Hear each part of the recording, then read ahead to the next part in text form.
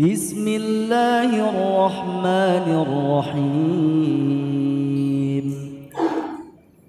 Orang yang ingin diselamatkan dari api neraka. Kita baca hadisnya baru kita jelaskan. Di sini Rasulullah sallallahu alaihi wasallam bersabda,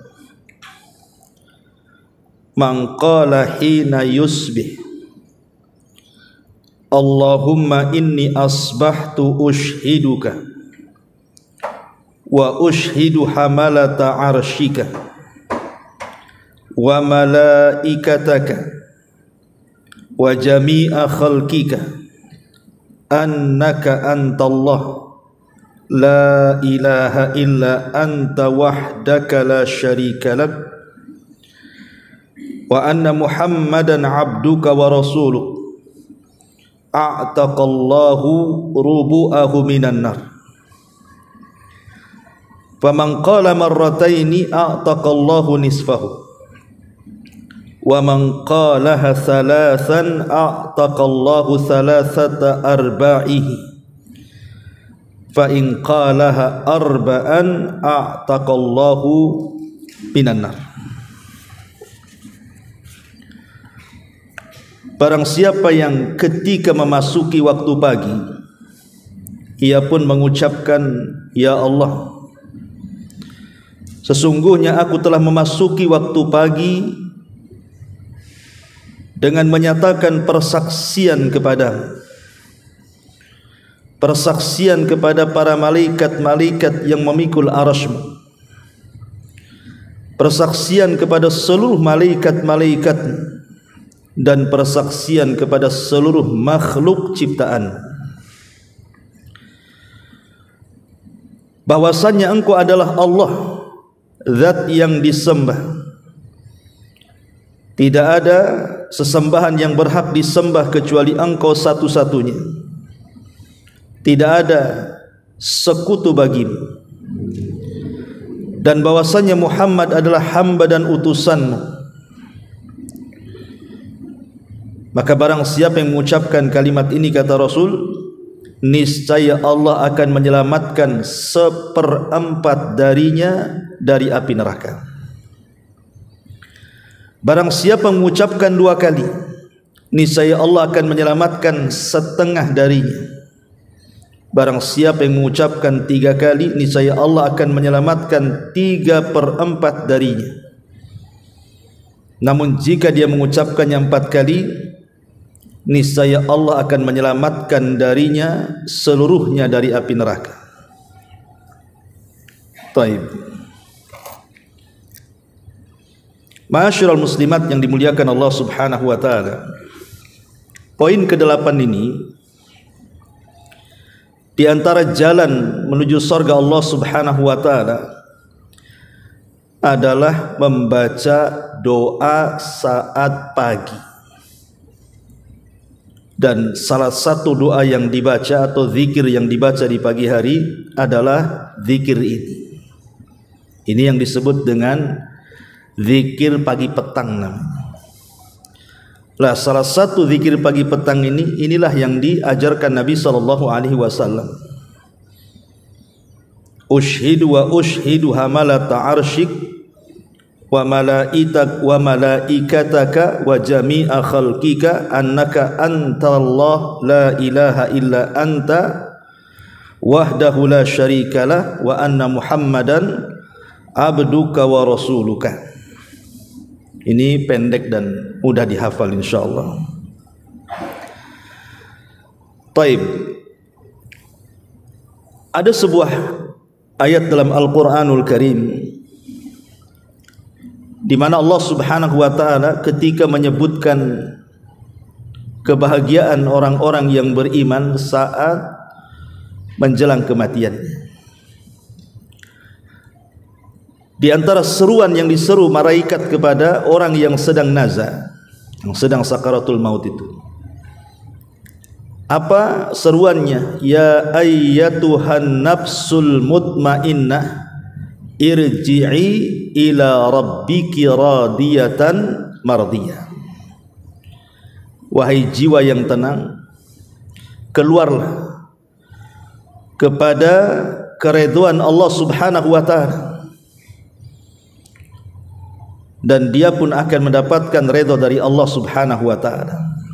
Sebagian ahli tafsir mengatakan, ketika malaikat mencabut nyawa, kemudian mengatakan, wahai jiwa yang tenang. Siapa jiwa yang tenang ini? Jiwa yang tenang adalah jiwa yang semasa hidup dia senantiasa berzikir kepada Allah Azza wa Jalla. Dan itu dijelaskan dalam ayat yang lain, ala bi dzikrillahi tatmainnul qulub. Ingatlah, dengan memperbanyak zikir kepada Allah Azza wa Jalla, itulah yang membuat tenang. Jadi zikir itu menenangkan.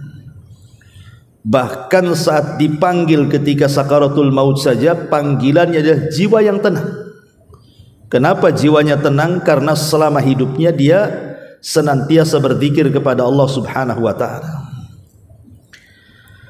Ma'asyiral muslimat yang dimuliakan Allah Subhanahu wa taala, lah salah satu zikir yang diajarkan Rasul kepada kita. Ingat, kalau bisa jangan sembarang seseorang itu membuat zikir yang tidak diajarkan Nabi. Tapi pastikan bahwa lafaz-lafaz zikir yang kita ucapkan atau yang kita hafal itu, baik di pagi ataupun di petang, kalau bisa ada lafaznya langsung dari Nabi, itu lebih baik. Karena bagaimanapun Nabi SAW ketika mengajarkan sebuah lafaz zikir, maka kandungannya syarat dengan makna. Makanya kalau bisa kita hafal zikir pagi dan petang ini, karena manfaatnya banyak. Lah salah satunya adalah ini yang dibaca ketika kita zikir di pagi dan petang hari. Lalu kapan waktunya? Zikir pagi itu kapan waktunya? Ulama mengatakan boleh dibaca sebelum subuh dan boleh dibaca setelah subuh sampai waktu duha. Itu zikir pagi. Tapi kalau zikir petang bisa dibaca setelah asar atau setelah maghrib.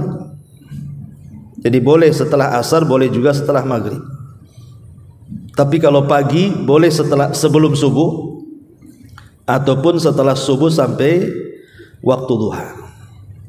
Jadi waktunya panjang sebenarnya. Lah di sini Nabi SAW memberikan sebuah keutamaan. Satu lafaz ini saja Bu, kalau ibu baca, ushiduka wa ushidu hamalata arshika wa malaikataka wa jami'a khalqika annaka antallahu la ilaha illa anta wahdaka la syarika lak wa anna muhammadan abduka wa rasuluh. Apa kata Nabi SAW? A'taqallahu rubu'ahu minan nar. Maka Allah Subhanahu wa taala akan membebaskan 1/4 badan kita dari api neraka. Berarti kalau seandainya 2 kali kita baca, berarti separuh badan kita diselamatkan dari neraka. Berarti kalau seandainya 3 kali, berarti 3/4 badan kita selamat dari neraka. Kalau 4 kali, selamatlah dari kepala sampai kaki, terbebas dari api neraka.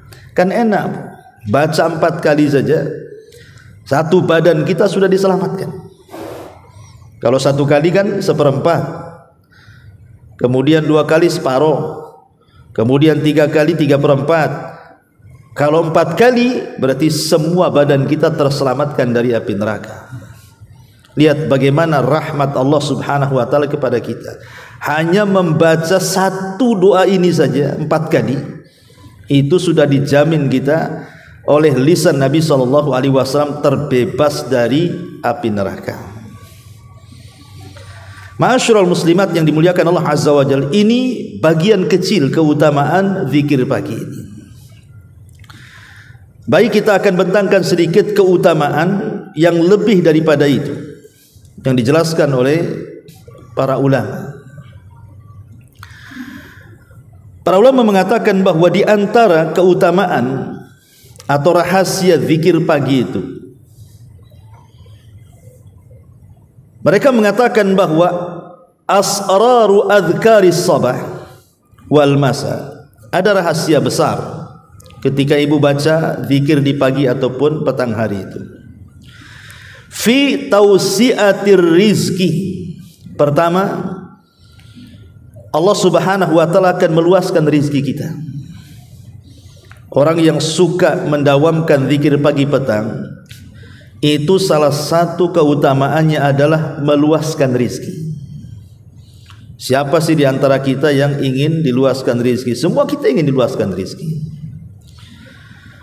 Dan rizki itu bukan hanya terbatas harta saja. Ustaz, saya sudah zikir pagi, ya penghasilannya segini-gini aja. Suami saya juga segini-gini saja. Kok tak tambah-tambah ya? Ini sudah 10 tahun saya baca ini masih ngontrak saja ini. Kok tidak punya rumah sendiri?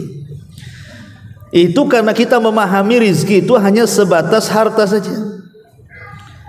Padahal rizki yang paling besar adalah bukan di harta, tetapi di ketenangan hati itu.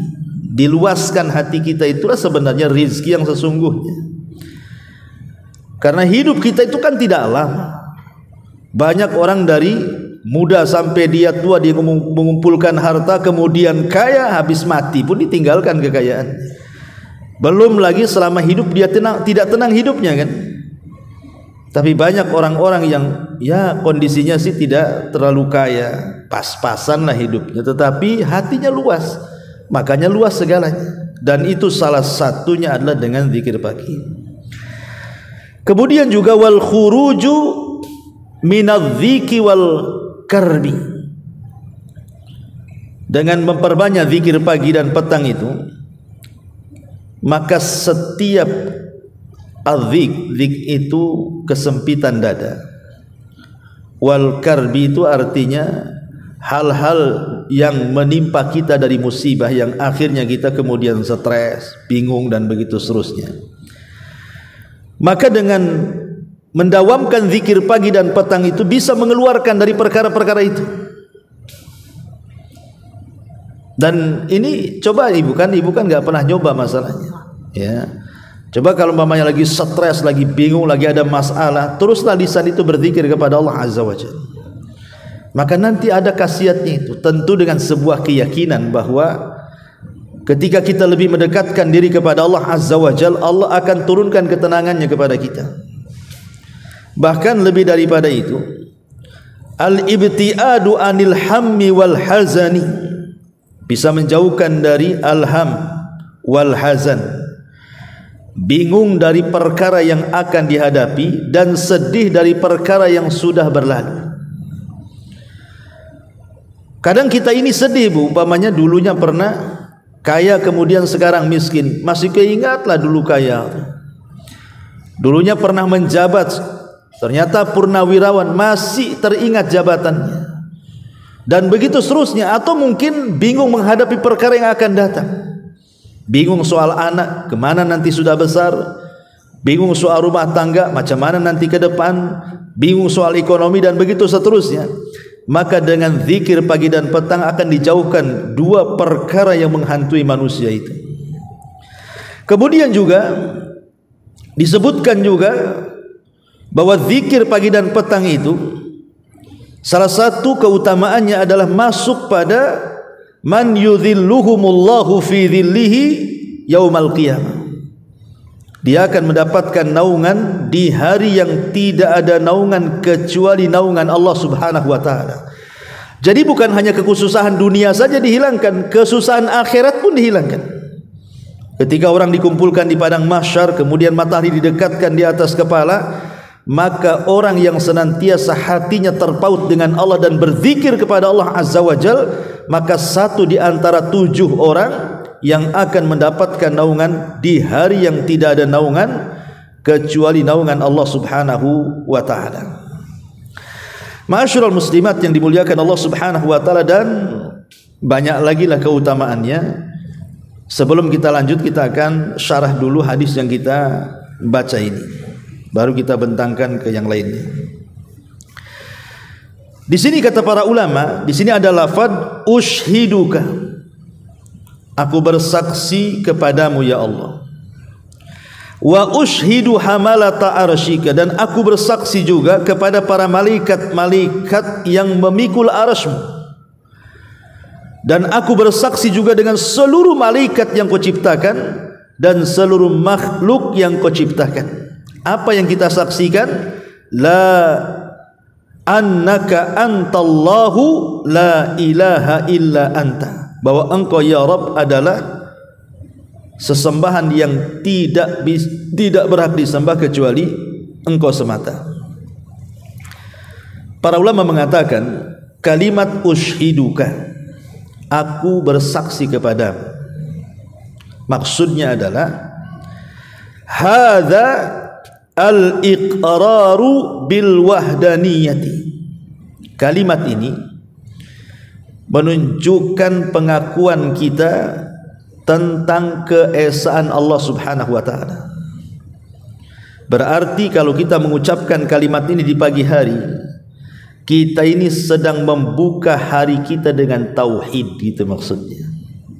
Jadi ibu kalau baca pagi hari sebelum subuh atau setelah subuh, zikir yang diajarkan ini seolah-olah ibu sedang membuka hari itu dengan tauhid.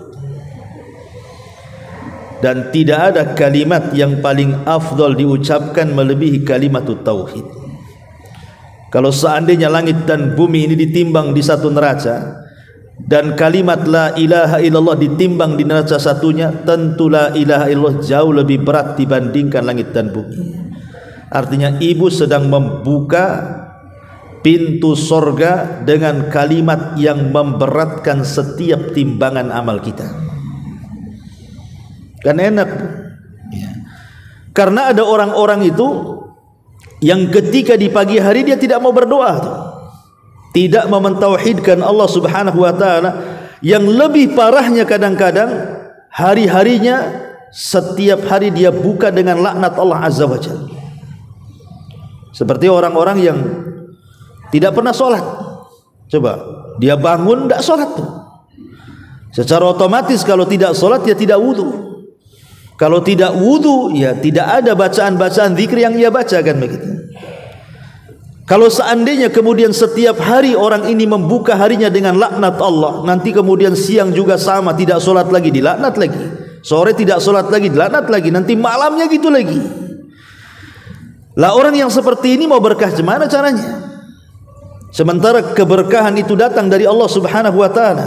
Maka orang yang membuka paginya dengan tauhid kepada Allah Azza wa Jalla, dengan berzikir dan juga melaksanakan salat yang wajib, berarti hakikatnya kita telah membuka pintu berkah langit dan bumi itu, karena membuka harinya dengan tauhid. Ma'asyiral muslimat yang dimuliakan Allah Azza wa Jalla, ini poin yang pertama. Kemudian poin yang kedua di sini, wa ushidu hamalata arsy, dan juga saya bersaksi dengan para malaikat-malaikat yang memikul arsy. Nabi SAW pernah diizinkan oleh Allah Subhanahu wa taala untuk mensifatkan malaikat pemikul arsy. Kata Nabi SAW, tahu enggak siapa malaikat-malaikat pemikul arsy itu? Kata Rasul, badannya itu sangat tinggi menjulang ke langit. Jadi kakinya itu nempel di bumi yang paling rendah. Bumi ini kan 7 lapis tuh ke bawah. Lah kakinya itu di bawah lapisan yang ke-7. Kemudian badannya terbentang sampai melintasi seluruh langit yang ada di langit. Membentang ke langit pertama, kedua, ketiga, keempat, kelima, keenam, ketujuh, sampai melewati arsy. Sampai melewati kursi, sampai melewati sidratil muntaha, sampai melewati sorga. Baru kemudian tanduknya, malaikat pemikul arsy kan punya tanduk tuh. Tanduknya itulah yang memikul arsy Allah Subhanahu wa taala. Bu, kalau bukan Nabi yang menceritakan, mungkin kita katakan ini kayak hayalan saja. Masa ada makhluk sebesar itu kan begitu ya, kakinya menembus ke 7 lapis langit yang paling dalam, tiba-tiba kemudian badannya menjulang sampai seluruh lapisan langit, sampai tembus ke kursi, ke sidratil muntaha, sampai ke sorga. kayak menghayal jadinya. Tetapi karena yang menghabarkan Nabi SAW, salah satu bentuk keimanan kepada Rasul adalah at-tasdiqu bima akhbar. Kita harus membenarkan apapun yang dihabarkan Nabi, masuk di akal atau tidak masuk di akal. Memang gak masuk di akal kan, mana ada makhluk sebesar itu, setinggi itu. Tapi itulah Nabi SAW yang menghabarkan, kita wajib membenarkan. Ada juga yang mengatakan bahwa malaikat hamalatul arsy ini adalah Israfil. Jadi Israfil ini dia punya tugas ganda. Sebelum kiamat maka dia ditugaskan untuk memikul arsy, tetapi kalau sudah mendekati kiamat maka Allah Subhanahu wa taala akan berikan tugas lain berupa meniup sangkakala. Dan para malaikat pemikul arsy ini bukan satu. Allah Subhanahu wa taala menghabarkan semua jumlahnya ada 8. Ketika Allah Subhanahu wa taala menciptakan arsy ini belum disanggah oleh malaikat, belum. Jadi Allah ciptakan arsy, baru Allah ciptakan malaikat pemikulnya. Lah para malaikat pemikul arsy ini ditugaskan oleh Allah untuk memikul arsy. Ketika melihat besarnya arsy, malaikat-malaikat ini sempat kurang optimis kalau dia sanggup memikul arsy itu, dan mengatakan, ya Rabb, arsy sebesar ini mana sanggup kami memikulnya, katanya. Karena besarnya arsy Allah itu, Bu, ibu bisa bayangkan kalau seandainya langit dengan bumi saja kita bandingkan, ibarat ibu lempar cincin ke padang pasir. Cincin itu buminya, padang pasir itu langitnya. Kalau kita gabungkan tuh langit dengan bumi, kemudian kita bandingkan dengan kursi, maka sama dengan cincin dilempar ke padang pasir. Cincin itu langit buminya, padang pasir itu kursinya. Oke lah, kita gabung semuanya, kursinya, sak langitnya, sak buminya, sak planet-planetnya, semuanya kita gabung jadi satu. Dibandingkan dengan arsy Allah Subhanahu wa taala, maka itu sama dengan cincin dilempar ke padang pasir. Cincin itulah kursinya, langitnya, buminya, galaksinya. Padang pasir itulah arsy-nya. Cemana yang menciptakannya? Allahu Akbar, tentu Allah lebih besar dibandingkan makhluknya, kan? Makanya sempat kemudian malaikat-malaikat pemikul arsy saat diciptakan itu enggan untuk memikul arsy. Mana sanggup kami memikul ini, katanya. Tapi Allah Subhanahu wa taala ajarkan satu doa kepada para malaikat, agar malaikat mengucapkan la haula wala quwata illa billahil azim. Tidak ada daya dan kekuatan kecuali milik Allah Subhanahu wa taala. Ketika malaikat membaca la haula wala quwata illa billah, tiba-tiba muncul kekuatannya, dan sejak itulah malaikat pemikul arsy memikul arsy sampai hari ini, bahkan sampai kiamat dibangkitkan. Dari sini ada faedah, Bu, jangan remehkan kalimat la haula wala quwata illa billah. Ini kalimat yang bisa memberikan kekuatan kepada badan kita dan juga pikiran kita. Jadi ibu kalau lagi lemas nih kan, mungkin sakit pinggang, sakit apalah, lagi lemas habis capek gitu, Bu, ya, biasakan mengucapkan la haula wala quwata illa billah. Itu bisa menambah kekuatan tuh. Asal yakin, ya, yakin kepada Allah Subhanahu wa taala bahwa tidak ada daya dan kekuatan kecuali milik Allah Subhanahu wa taala. Karena lihat malaikat ini yang tidak sanggup memikul arsy, ketika mengucapkan kalimat itu jadi kuat dia. Lah kita bersaksi dengan para malaikat yang kuat-kuat yang Allah Subhanahu wa taala ciptakan di sini. Kemudian wa malaikatahu, dan seluruh malaikatnya. Ini namanya penyebutan khusus dulu baru umum. Karena kan malaikat arsy kan bagian malaikat juga, disebutkan juga malaikat lainnya, menunjukkan bahwa ada keistimewaan para malaikat pemikul arsy karena disebutkan secara khusus, kemudian baru bicara tentang seluruh malaikat. Wa malaikatahu, dan aku bersaksi kepada seluruh malaikat-malaikat. Kenapa kita bersaksi kepada seluruh malaikat Allah Azza wa Jalla juga? Karena tidak ada makhluk yang diciptakan yang hanya untuk beribadah kepada Allah kecuali para malaikat. Jadi Allah itu tidak ada kekurangan dari makhluknya yang menyembahnya. Makanya ada istilah, kalau seandainya seluruh malaikat kufur, tidak akan mengurangi kekuasaan Allah. Kalau seandainya seluruh manusia beriman, tidak akan menambah kekuasaan Allah. Karena kalau seandainya tidak ada manusia, cukup malaikat saja, jumlah mereka jauh lebih banyak dibandingkan kita, dan mereka tidak pernah maksiat kepada Allah. Itulah kekuatan dan kekuasaan Allah Subhanahu wa taala.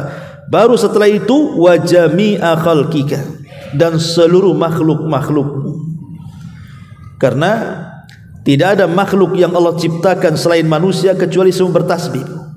Semua bertasbih dengan mengucapkan kalimat alhamdulillah. Makanya Allah mengatakan wa im min kulli syai'in illa yusabbihuna bihamdihi walakin la tafqahuna tasbihahum. Tidaklah segala sesuatu yang Allah ciptakan melainkan semua bertasbih dengan memuji Allah, tapi kalian tidak tahu tasbih mereka. Jadi kalau seandainya Allah perdengarkan tiang ini, Bu, tiang di masjid ini, Allah perdengarkan tiang ini bertasbih, maka ibu akan mendengar tiang ini mengucapkan kalimat alhamdulillah. Kalau seandainya umpamanya itu lemari buku itu bertasbih juga, Bu. Cuman kan ibu tidak dengar tasbihnya. Kalau dia mau bertasbih dan diperdengarkan, maka ibu akan dengar lemari itu mengucapkan alhamdulillah. Dan semuanya, semua makhluk yang Allah Subhanahu wa taala ciptakan. Lah kita bersaksi untuk apa? Untuk tauhid, annaka antallah la ilaha illa anta wahdaka la syarikalah. Bahwasanya engkau ya Rabb, engkau adalah Allah yang tidak ada sesembahan yang berhak disembah kecuali engkau saja, dan tidak ada sekutu bagi engkau, wa anna Muhammadan abduka wa rasuluh, dan bahwasanya Muhammad adalah hamba Allah dan rasulnya. Lihat bagaimana kandungan makna ini, bahwa zikir ini kenapa dicantumkan pengarang coba. Kan zikir pagi petang itu banyak. Kenapa ini pula yang dicantumkan seolah-olah ini yang paling bagus gitu ya. Memang diperselisihkan tentang riwayat ini. Ada yang melemahkan seperti Syekh Albani, tapi ada yang menghasankan seperti Syekh Ahmad Al-Arnaud. Kemudian juga di sini ada catatannya Syekh bin Bas juga menghasankan, artinya bisa dipakai lafaz ini karena kandungan lafaznya luar biasa. Kata pengarang Al-Aunul Ma'bud, lihat bagaimana kandungan zikir ini semua berkisar tentang tauhid, semua berkisar tentang keesaan Allah, bahwa Allah itu tidak ada sekutu baginya, dan kita persaksikan tauhid kita kepada Allah, kepada malaikat, dan kepada seluruh makhluk yang Allah ciptakan. Makanya saking dahsyatnya kandungan tauhid dalam doa ini, wajar kalau Nabi SAW sampai mengatakan, siapa yang membaca satu kali, seperempat badan kita dibebaskan dari api neraka. Siapa yang membaca dua kali, separuh badan kita dibebaskan dari api neraka. Siapa yang membaca tiga kali, maka Allah bebaskan 3/4 dari badan kita. Siapa yang membaca 4 kali, terbebaslah kita dari api neraka.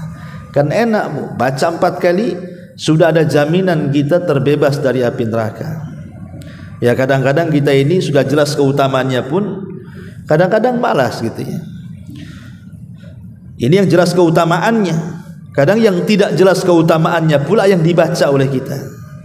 Maka saya anjurkan, Bu, baca doa ini di pagi. Okelah seandainya ibu tidak hafal, kan kalau kita melihat riwayat zikir pagi saja itu bisa sampai 23 lafaz yang kita harus baca ya. Oke, mungkin ibu tidak menghafal semuanya. Ya minimalnya kalaupun tidak hafal semuanya, ambillah yang paling baik, yang jelas keutamanya. Salah satunya ini, doa ini. Nah, ini hafal ini. Kan ini kan pendek saja ini. Ya ushiduka wa ushidu hamalata arshika wa malaikataka wa jami'a khalqika annaka antallah la ilaha illa anta wahdaka la syarikalak wa anna Muhammadan abduka wa rasuluk. Ini kan pendek ya. Baca 4 kali. Jadi kalau ibu baca 4 kali setiap pagi, berarti hari ini kita terbebas dari api neraka. Besok kita baca lagi, terbebas dari api neraka lagi 1 hari itu. Terus sampai kemudian Allah takdirkan kita meninggal dengan membaca ini, insyaallah penuh keyakinan Bu, kita tidak mungkin disentuh api neraka karena jaminannya atas lisan Nabi. Nabi yang menjamin kita tidak akan disentuh api neraka dengan membaca ini. Itulah enaknya zikir. Zikir ini ibadah yang gratisan. Tidak perlu pakai uang. Kalau ibu mau zakat pakai uang, mau sedekah pakai uang, mau sholat perlu gerakan lagi kan gitu. Mulai dari takbir sampai salam. Mau haji apalagi menggabungkan gerakan dan uang. Sebutkan ibadah semuanya itu pasti ada gerakan yang melelahkan dan ada biaya yang harus dikorbankan. Tapi zikir itu enggak. Zikir ini sudah tidak berbiaya gitu ya. Tidak banyak gerakan badan, cukup lisan saja. Kemudian bisa dilakukan anak kecil, orang dewasa, orang tua, laki-laki, perempuan, anak-anak, semua bisa melakukannya. Dan zikir ini juga tidak ada ruang waktu dan tempat kapan pun kita bisa lakukan, kecuali yang sudah ditentukan waktunya. Seperti memang Rasul mengatakan apabila ibu baca di pagi hari zikir ini, berarti kan jelas ada waktunya tuh. Kalau sudah ada waktunya, enaklah kita baca zikir ini, berarti ada keutamaannya. Tapi yang jelas bahwa kalau ibu membaca doa ini kemudian di pagi hari, maka seolah-olah ibu membuka hari ibu dengan tauhid kepada Allah Subhanahu wa taala. Dan kalau itu yang dilakukan, berarti satu hari itu Allah Subhanahu wa taala pasti akan memberikan berkahnya kepada kita karena kita mentauhidkan Allah. Ya. Ma'asyiral muslimat yang dimuliakan Allah Subhanahu wa taala. Kemudian juga kalau kita lebih membentangkan lagi tentang keutamaan zikir ini, di antara faedahnya, faedah daripada zikir ini apa sih? Kenapa kemudian zikir yang kita baca ini sangat penting dibaca setiap pagi? Saya ambil ucapan seorang ulama namanya Al-Imam As-Safarini rahimahullahu taala di dalam kitabnya Syarhu Mandhumah Al-Adab. Apa kata beliau? Wal hikmatu fihi iftitahun nahari wa ikhtitamuhu bil adhkari allati 'alaiha al madar wa hiya mukhul ibadati wa biha tahsulul afiyatu was sa'adatu. Beliau mengatakan adapun hikmahnya kenapa kita buka dengan zikir ini di pagi hari dan juga kita tutup dengan zikir ini di petang hari, kata beliau, karena zikir itu sendiri adalah mukhul ibadah. Dia adalah jantung daripada ibadah itu sendiri. Hati kalau tidak ada zikir Bu, itu jadi mati, maksudnya begitu. Makanya ada istilah perbedaan orang yang berzikir dengan orang yang tidak berzikir itu sama dengan orang mati dan orang hidup. Jadi kalau orang mati itulah orang yang enggak zikir itu. Kalau orang hidup itulah orang yang berzikir. Atau kalau lebih jelasnya, orang yang berzikir dengan orang yang tidak berzikir itu sama kalau ibu punya rumah, enggak ada pintu, enggak ada jendela. Ibu kalau punya rumah nih, enggak ada pintunya, enggak ada jendelanya kan, semua bisa masuk kan Bu? Kotoran bisa masuk, debu bisa masuk, sampah-sampah bisa masuk, kena angin, bahkan maling pun bisa masuk, penjahat pun bisa masuk. Lah itulah hati kalau tidak berzikir, semua bisa masuk ke badan tuh. Setan bisa masuk, was-was bisa masuk, stres bisa masuk, semua bisa masuk tuh jadinya kan. Tapi kalau ibu berzikir berarti seolah-olah ibu punya rumah, ada pintu, ada jendelanya, tidak sembarang masuk. Setan aja tidak bisa masuk, kejahatan nggak bisa masuk, was-was nggak bisa masuk, stres sedih nggak bisa masuk. Kenapa? Karena ada tamengnya tuh. Tameng itulah zikir kepada Allah Subhanahu wa taala. Bahkan lebih daripada itu, wa biha tahsulul afiyatu was sa'adah. Dengan itu, dengan membaca zikir dari awal, di awal hari dan juga akhir hari itu bisa mendapatkan afiyah. Afiyah itu artinya kesehatan dan juga kebahagiaan. Jadi seolah-olah ibu memulai pagi itu dengan kesehatan dan terbentang kebahagiaan sampai hari sore hari. Ingat ketika saya membahas ini Bu, bahwa setiap malam itu kan setan datang kepada kita kemudian mengikat setiap tengkuk manusia. Ibu kalau mau tidur malam-malam, itu setan itu sudah nengok-nengok ibu tuh, kapan dia tidur. Kadang-kadang sengaja kalau masih ba'da isya, kalau memang ibu belum tidur itu sengaja nggak digantuk-gantukan sama setan tuh. Nanti setan datang ke telinga ibu, ambil tuh handphone tuh, tengok Instagram, kata setan tuh kan. Nah, tengok WA, mungkin di grup itu ada yang gibah ibu.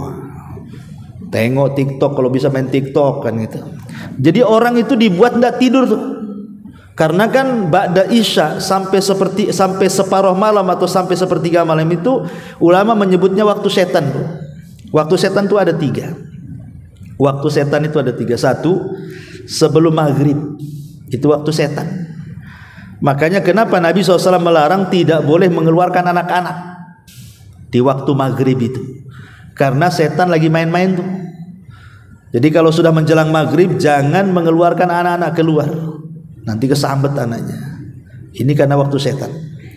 Yang kedua, waktu setan itu selepas isya tuh, sampai pertengahan malam atau sampai sepertiga malam. Itu waktu setan berkeliaran tuh. Nah, setan itu datang ke ibu itu menggoda ibu supaya jangan tidur cepat. Ya, dikasih was-was, bilanglah sama suami, itu loh di pojok sana ada warung baru buka tuh, enak tuh, itu viral tuh di TikTok tuh. Nah, akhirnya kuliner malam, ya kan?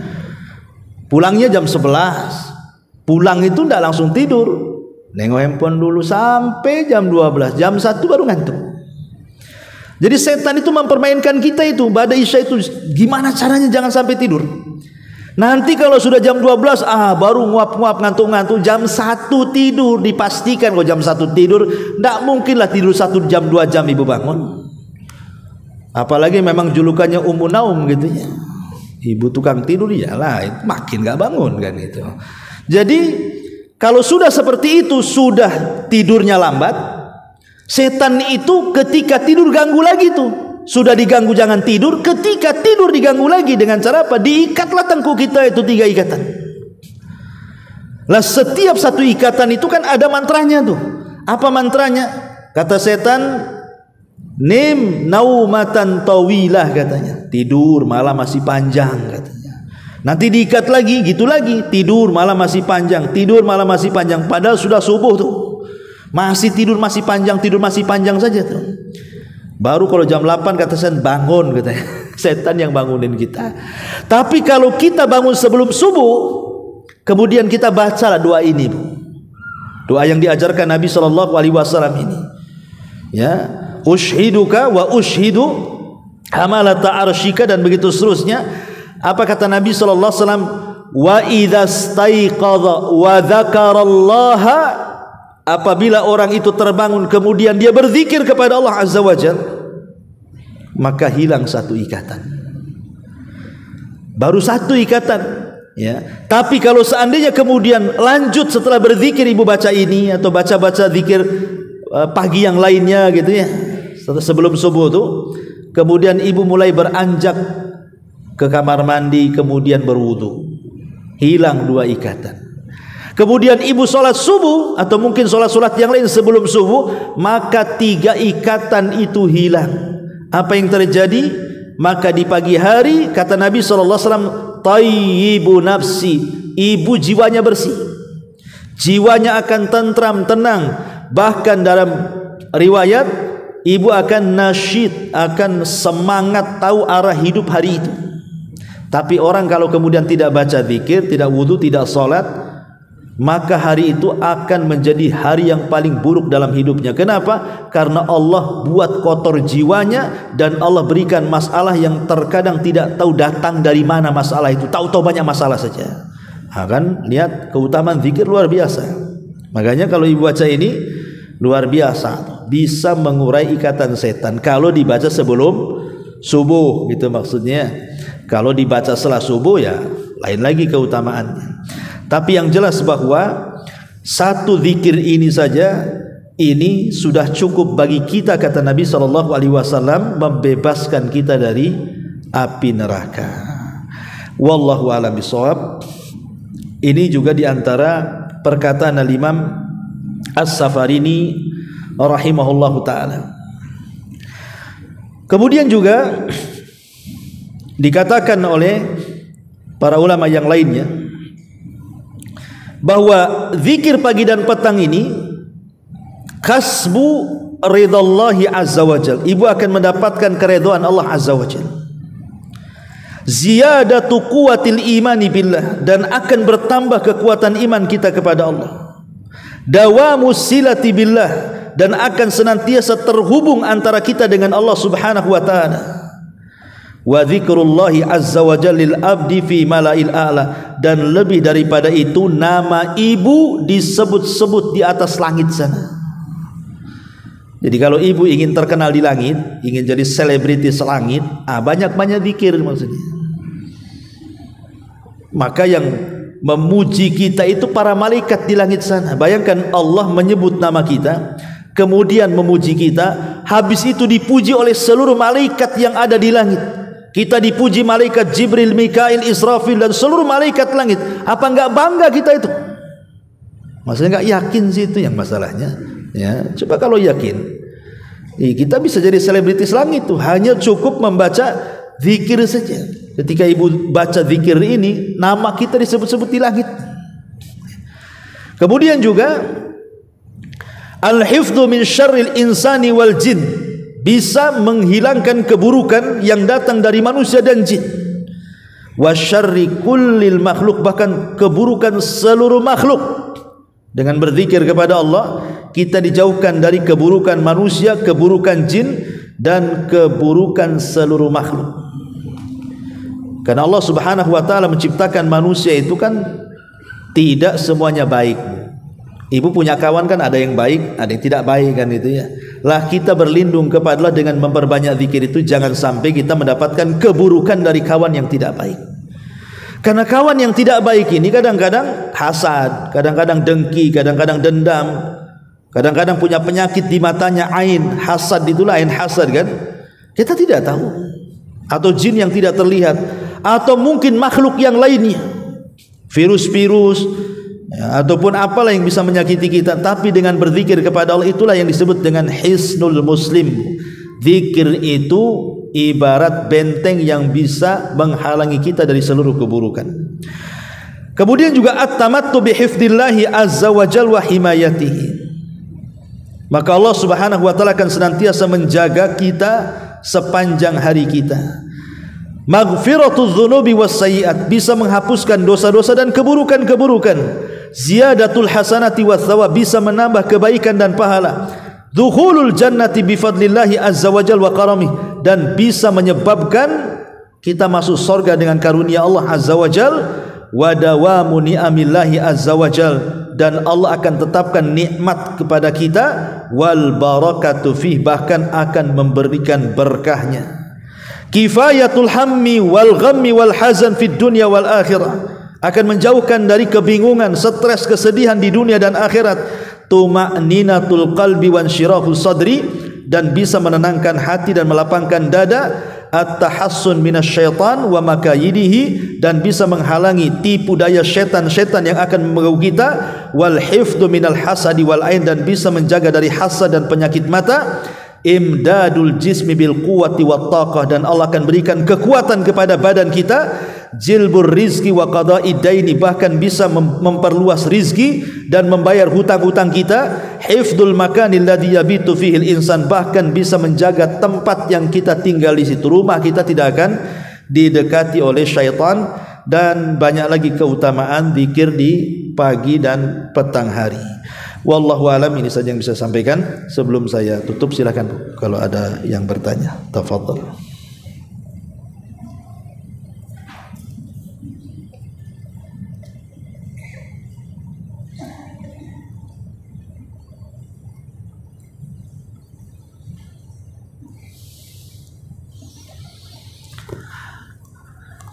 Ada? Iya. Ada mic-nya?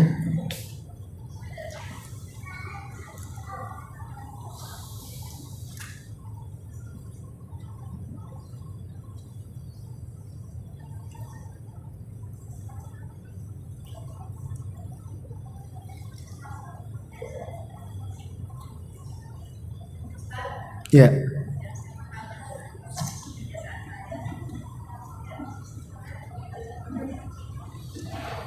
Nggak dengar Bu ya? Coba pakai mic.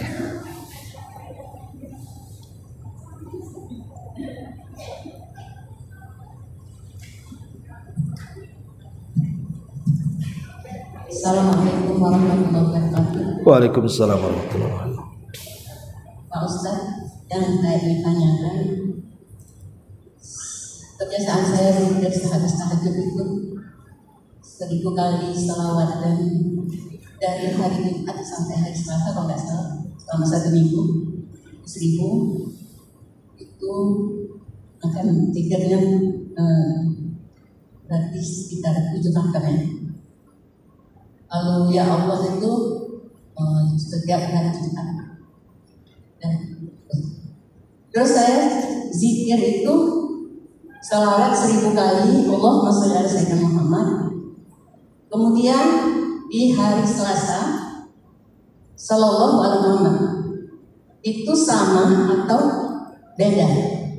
Sedangkan artinya semoga Allah memberi rahmat kepada Nabi kita Muhammad SAW. Dan Allahumma sholli ala sayyidina Muhammad. Aku bersaksi bahwa tiada Tuhan selain Allah, Nabi Muhammad adalah utusan Allah. Kalau kita baca beda itu apakah sama? Bentar. Ibu pertama bacaan Allahumma sholli ala Sayyidina Muhammad 1000 kali. Kemudian ini jatuhnya pada hari Selasa. Oke. Sallallahu alaihi wasallam. Sallallahu alaihi wasallam. Jadi yang satu lafadznya Allahumma sholli ala Sayyidina Muhammad, yang kedua sallallahu alaihi wasallam. Apa bedanya gitu? Oke. Iya. Sudah? Oke. Alhamdulillah, salatu wassalamu ala Rasulillah, amma ba'du. Jadi gini Bu ya. Apa yang Ibu lakukan itu sudah bagus. Ya, artinya memperbanyak sholawat itu jelas gitu ya pahalanya. Tetapi alangkah baiknya kalau seandainya orang paham tentang apa sih makna sholawat itu. Kalau kita paham makna sholawat, maka kita lebih tertarik untuk mengucapkan sholawat kan itu ya. Sholawat itu kan terdiri dari 2 kata Bu. Ada sallallahu alaihi wasallam. Ya, ada sholawat, ada salam. Apa maksudnya sholawat dengan salam di sini? Sholawat itu artinya doa. Makanya sholat itu disebut sholat karena isinya doa. Adapun sholawat sendiri, sholawat itu ada 3 macam. Ada sholawat dari Allah, ada sholawat dari para malaikat Allah, ada sholawat kita kepada Rasulullah. Adapun salawat Allah kepada kita, innallaha wa malaikatahu yusalluna 'alan nabi. Sesungguhnya Allah dan para malaikatnya bersalawat kepada Nabi kan itu ya. Ya ayyuhalladzina amanu sallu 'alaihi wa sallimu taslima. Wahai orang-orang yang beriman, bersalawatlah kepada Nabi dan ucapkan salam kepadanya. Jadi salawatnya Allah kepada Nabi, maksudnya Allah akan memuji Nabi kita di hadapan para malaikat di langit sana. Jadi Allah memuji Nabi kita di hadapan para malaikatnya. Itu salawat Allah kepada Nabi. Adapun salawat malaikat kepada Nabi SAW, maka para malaikat memintakan kepada Allah Subhanahu wa taala ampunan kepada Nabi SAW. Adapun salawatnya kita kepada Nabi SAW, seolah-olah kita mengatakan, ya Allah, pujilah Nabi kami di hadapan makhlukmu yang ada di langit. Jadi kita meminta kepada Allah agar Nabi kita dipuji oleh Allah Subhanahu wa taala di hadapan makhluknya yang ada di atas sana. Dan sebagai imbalannya, kalau kita bersalawat 1 kali mengatakan ya Allah pujilah Nabi kita di hadapan para malaikat-malaikatmu, sebagai imbalannya maka Allah akan memuji kita di hadapan malaikatnya 10 kali lipat dibandingkan kita memuji Rasul 1 kali. Makanya ada hadis mengatakan Barang siapa yang bersalawat 1 kali, maka Allah akan bersalawat 10 kali kepada kita. Coba bayangkan, kita hanya meminta, ya Allah pujilah Nabi kami di hadapan makhlukmu di atas langit, maka Allah akan memuji kita 10 kali lipat lagi di hadapan makhluknya. Kan enak tuh, kita akan dipuji-puji di langit kan itu. Jangankan orang langit tuh, satu kota Batam muji ibu aja kepala ibu besar. Satu kota Batam loh, gak ada yang benci ibu, semua muji ibu. Apa enggak hidung bengek bu, semua besar kan itu. Wah senang kali itu. Itu baru satu kota Batam memuji ibu. Ini yang muji bukan orang, malaikat lagi. Ya kan, harusnya kan lebih bangga lagi kita dipuji malaikat kan.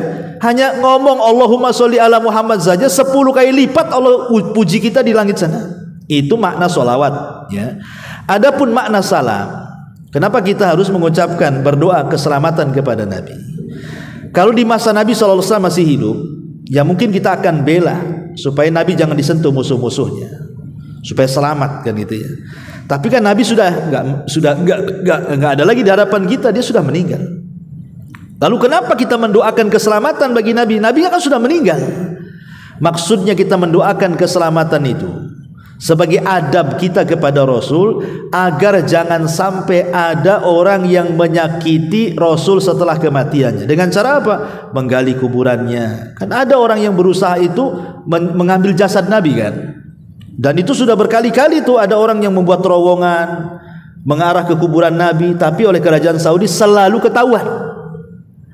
Kenapa? Karena Allah selamatkan jasadnya, jangan sampai dicuri orang, jangan sampai disakiti orang.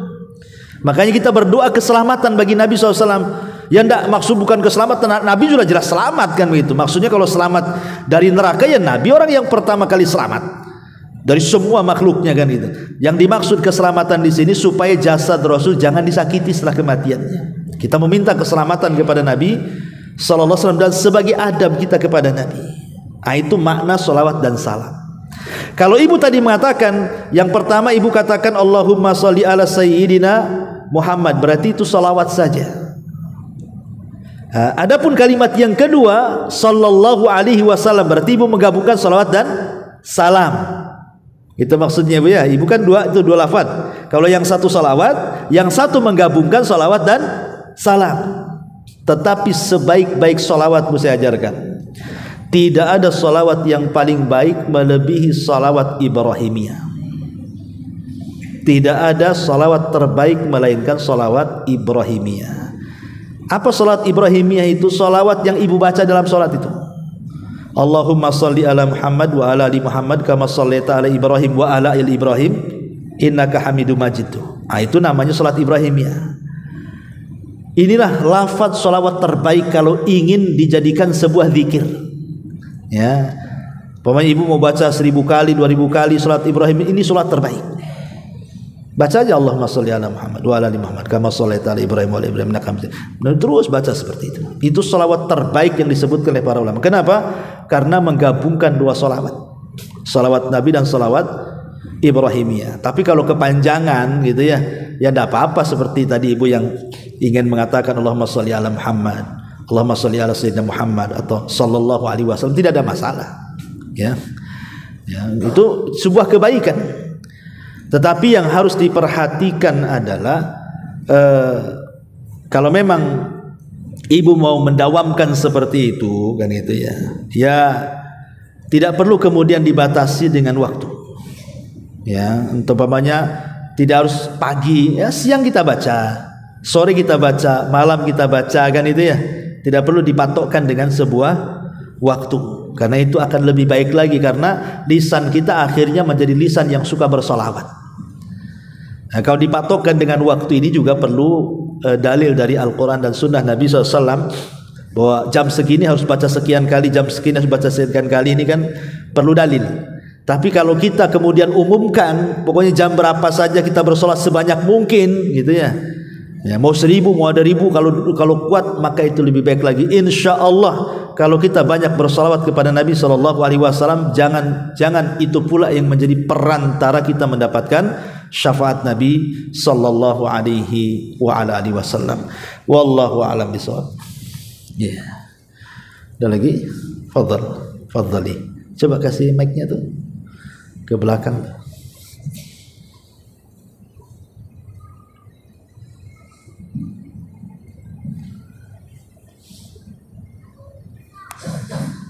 Bismillahirrahmanirrahim. Iya. Assalamualaikum Ustaz. Waalaikumsalam warahmatullahi. Saya mau bertanya. Jadi ada salah satu kerabat kami. Misalnya dalam beberapa hal terdapat orang yang sakit.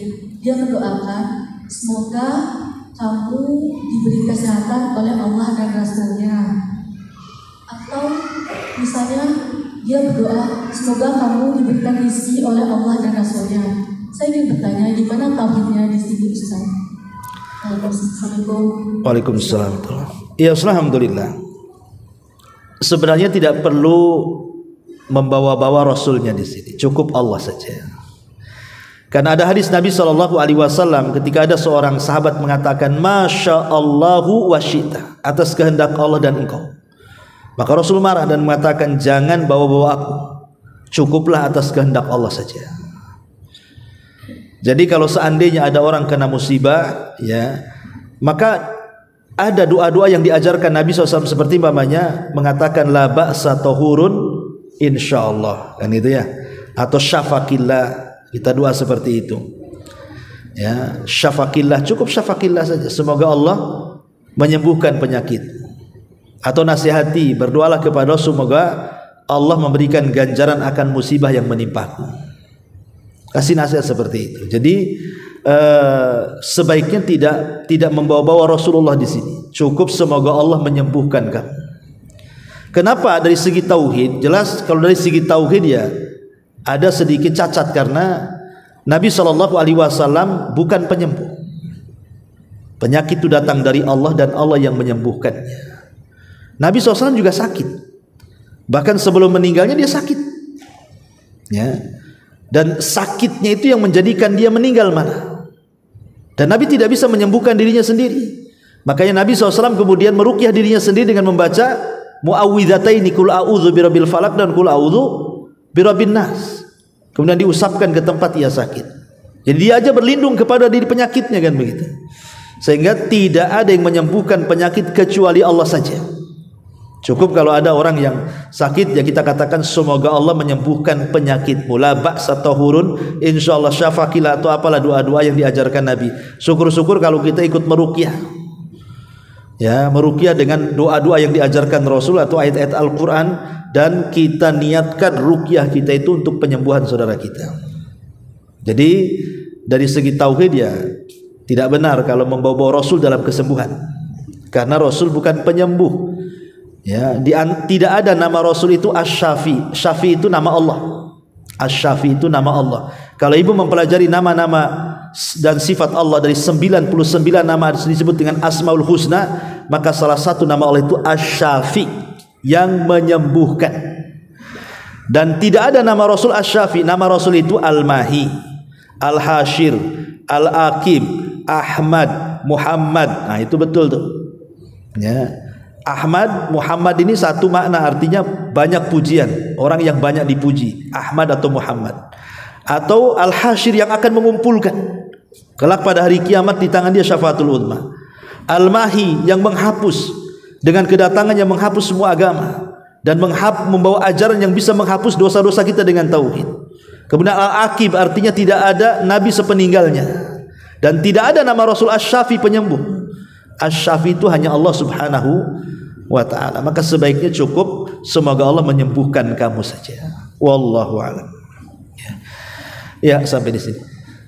Ini sudah hampir siang. Subhanaka wa bihamdika asyhadu an la ilaha illa anta astaghfiruka wa atubu ilaik. Allahu ta'ala alam. Assalamualaikum warahmatullahi wabarakatuh.